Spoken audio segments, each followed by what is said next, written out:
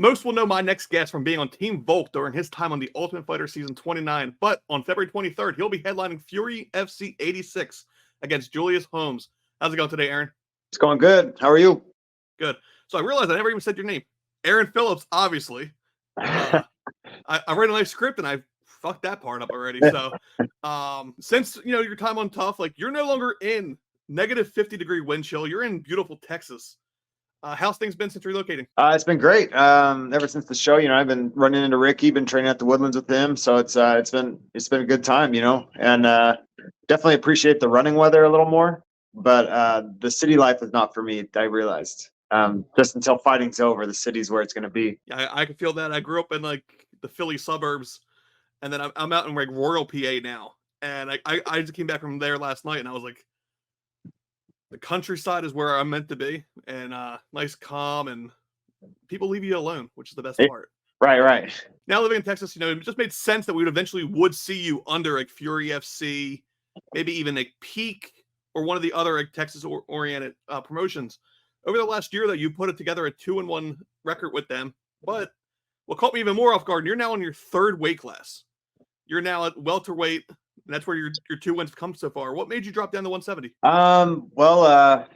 Got to say the guys at 185 are pretty big. I don't know if you've seen RoboCop fight last night, but man, he's huge. And I was like, there was a time like even going into the Tough House, I was like, I'm a pretty big 185. Not like big, but I was like I'm a good size. I'm okay. And immediately after the house, I had 2 tough fights with 2 tough guys, and I was like, man, these guys hit hard, and they were cutting weight, So it was pretty wild. I just kind of and then I went in against big tall guy, I forgot his name, drew a blank right now, but for Fury, my first fight for Fury, and man, he's like 6'6", 6'7".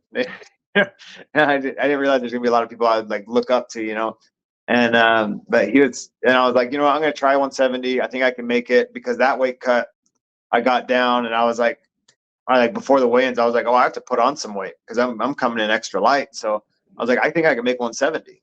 And so I tried it out, and it's been a dream. Guys don't hit hard as hard at 170. Yeah, and that opponent was Zach Reese, and that he is a tall fucker. He's tall, he's tall, and he's not huge like you. I mean, you've obviously been around bigger. Like Andre Petrosky's like short but stocky, right. But Zach Reese is like just tall and just muscle, basically.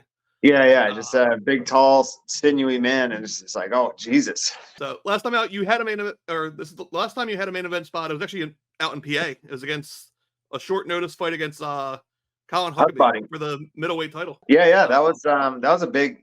For me, a big jump in competition that I really needed, to see where I was at, and that was probably one of the funner fights I've had, even though it was during COVID and nobody was out, you couldn't see nothing, couldn't do nothing. But it was that last time I was main eventing.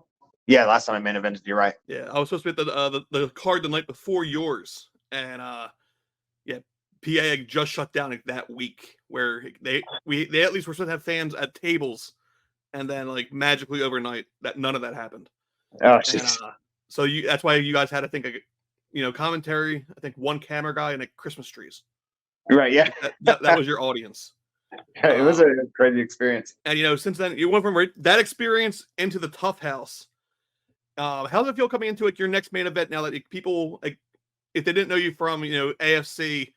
The CFFC show, then Tough. How's it feel now? It feels great. I'm excited for this. I just, I feel like I've been in a lot of fights since the Tough House that, could have warranted a main event. We could have headlined with my opponents, and that was, they're just, it feels good, man. It feels really good to be kind of noticed and be put at that main event fight. So I'm like, all right, I'm ready to go. I'm just got back from Thailand in December. I'm ready to get after it. Nice. And then you do need another person in the cage to make it a fight. The next one is Julius Holmes, Fortis MMA prospect. So obviously he's out there with the General Saeed. He's riding a 9-fight winning streak. He started his career with 2 losses and then just hasn't stopped since. If you could rate the script though, how are you upsetting? It's called upsets because of the streak. him, and where does it put you in your career at this point? I really think for either of us, this is the next step. I mean, I think we're both. I've seen him fight. I've watched him a few of his fights, you know, leading up to this, and I really think like this is the net. Like this, one of us. If we put on an exciting show, you know, it's the next step for us is the big leagues, and that's where we both want to be. That's where our dreams are. Our hopes and dreams all lie in that. So we're gonna, you know, really go out there and get it. And I think across the board, I can. You know, as long as I'm a little more fundamentally sound than him, I think I could really pull it off in any aspect of the fight. And you know, you kind of touched on it. I talked to Julius last week, basically. I think that interview drops probably today or tomorrow. And the one thing I mentioned to him was, you both have names and records. Like, there's not a title in this fight. There's not a welterweight champion in Fury. Do you feel that this fight could have warranted the title? Because obviously the winner is probably going to a contender series, if not UFC. Yeah, I think we're both pretty deserving of it. You know what I mean? Even though I just dropped down to 170, I haven't really fought a lot of the competition at 170. I fought tough guys, but you know, I mean, based off of his opponents and mine, I think the people we faced before, I mean, essentially it is for the title, but I mean, which is cool to me, but I don't know if he feels the same way, but I feel like, or like that, the regional scene titles are important to us. I think it's moving up to the higher competition, and you know, seeing how far we can go and take our careers. And that is kind of where he came as well. His was more that, as well as the whole old school mentality of, if you don't defend the title, you're not a champion.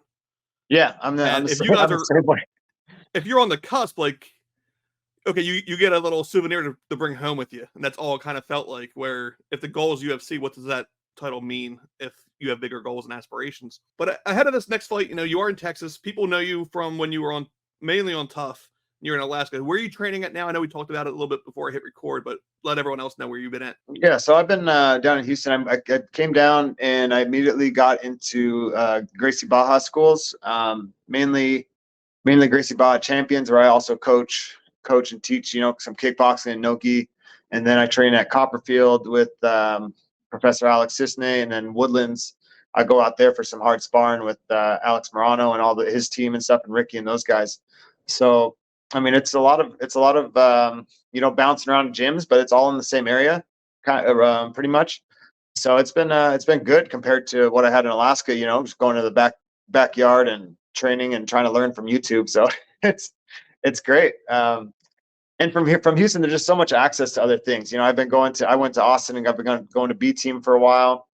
I haven't been there in a minute, but I mean, for the last 2 fights, I was going out there at least 2-3 times during fight camp, just to kind of, you know, brush everything up, just in case someone got crazy throwing heel hooks and leg locks. So just make sure I'm prepared for things like that all the time, and just experience that high level jiu-jitsu. And yeah, and like just the access, like I said, the access from Houston. You're going to Thailand. I was in Thailand for 30 days training at Bang Tao, and it was just, man, it's coming back. I'm ready for a fight. I was like, all right, here we go. Finally, a game opponent. You know, I'm not like, he's not, which is weird because he's one of those guys. I looked at him and I was like, as soon as Eric mentioned the name, I looked at him and I was like, watch the fight, and I was like, okay. We're kind of similar, you know, very like straight down the pipe, nothing crazy. We just go out there and just go right down to business. And you know, it's I think the gyms I'm training at, the people I'm training with are got me well enough prepared. Texas is like, seems to be a very underrated right now. Like, there's a lot going on in Texas that I don't think people are catching up on as far as gyms. You know, you kind of mentioned like Alex Moreno is like one of the few that seems to be known. Ricky, of course, has a fight coming up too, so he's in camp. But it just seems like there's not a lot of love going on for some of the gyms that are out there putting in the work that the bigger gyms are getting credit for, like an ATT and so on. Mm-hmm. But you know, outside of the fight though, like, what have you been up to? I know Alaska's a lot different than Texas, so like, what hobbies and everything are you doing when you're not training? Oh man, it's well, for me, I'm more of like, back home, I'm either like, you know, out and about, you know, camping and stuff in Alaska. So it's a lot different down here because I hate driving.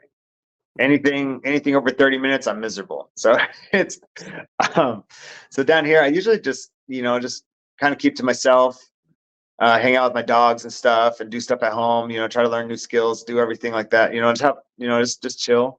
Because a lot of my time is spent at the gym, so it's either gym or home, and which I don't mind. It's I'm not really like I want to go out and do things and see people, but for fun, yeah, I'd probably just say I stay home. I hang out with my dogs, and essentially just play video games. This kind of thing, just stay focused. And traveling to Thailand, that was crazy. I can't mention that enough. It's because I like in Alaska, that'd be a very spendy trip to go from Alaska to there. So, but from Houston, it was it wasn't so bad, and I was like, all right, I could do these trips. I mean, after this fight, I could go again. I could, I have all these options. So just to make sure I'm prepared for anything that comes up, any fight or any match that could come up, I'll be ready. Since you said video games, I usually try to dive into it. I've added a couple games to my collection because of interviews. Mhm. I hate asking this because sometimes it's always the same answer. What are you playing? Ooh, all right. So I recommend some Baldur's Gate 3. That's a solid must. That's a good time. I get into that. Me and my friends get into that. We get in a lot of trouble on that thing. And then now Helldivers 2 is out. I jumped onto that, and that's because I played the first one, and man, that's one of the funnest games I've played in a while. But there's usually like, if I'm playing a game that's usually like fantasy RPG, like Final Fantasies or Baldur's Gate, or like if my friends want to play more like the shoot 'em up style, it's kind of like I tend to stay away from like Call of Duties, but like Hell Let Loose and Helldivers 2 plus Baldur's Gate are usually what I'm leaning on. Nice, and you kind of the one you try to avoid is kind of the answer everyone gives me, and it annoys me because I hate battle royale games, and that's pretty much Yeah. what that has turned into. All right. But I mean, the ones you mentioned are on my list. I just had a friend actually just mention Helldivers 2, and it's one of those like I already have that stack that you haven't beat yet that you're trying to work through. And then like I'm also hooked. Like I'm hooked on Pal World. So have you ever played like Pokemon? Oh my god. Man, I'm jealous. You get to play. That's one game I want to play because I love me some Pokemon games, but it is the same thing over and over again. So I'm like, I'm not going to get the next one. Whatever, it's not a big deal. But I mean, I love a good like Pokemon game. So like this one, I'm like, man, I wish I could do Pokemon with guns. That'd be a good time. Yeah, I try to avoid it when it tells you how many hours you played. I don't even want to see that at this point because it Put came out on tape over that marker. It came on a Game Pass, so it's free, and it's just that's been my life outside of work and everything else. So outside of that, I'm gonna pass the mic to you. On the regional scene, as you know, obviously, it doesn't pay the best. What helps you during the camp though is the sponsors, teammates, support, and all. I'm gonna give you the time to kind of shout everyone out. We'll wrap everything up afterwards. Mike's all yours. All right. Yeah. So I would like to thank Gracie Baja Champions, Woodlands, Copperfield, Professor Alex Sisney at Copperfield, Professor Kurt, my main coach here at Champions, and then Alex Morano over at the Woodlands. Ricky, shout out to Ricky, going to win his fight on the 24th, the day after I win mine. I'd just like to thank my family and friends. I don't. This fight camp, I didn't really focus on a lot of sponsors, so I don't really have any. So it's fine. I'm here to fight and win. Money's not an issue. So let's go and get it. Yeah. I think that's everybody I have. Thank you, sir, for interviewing me. Appreciate it. Then one question I did ask Julius, that's how I want to end this one, because his answer was amazing, and I'm hoping we get the same from you, and I commission together and throw them out there, and people will tune even more. I asked him, why should someone tune in on February 23rd for Julius Holmes versus Aaron Phillips? Because we're the next big thing. I mean, I think. Sure, we're a little older, but we're on our way up, and we're tough. We're always constantly learning. We're dominating people at the regional scene at this point, so we're ready. Just tune in, and you'll see what the next thing is. We'll be climbing up the rankings soon enough. Perfect. And that's February 23rd, UFC Fight Pass. I'm going to say it one more time. So I've always been told you say it 3 times. People remember it. Julius Holmes versus Aaron Phillips, main event. Best of skill. Look forward to it. Thanks for your time. Thank you.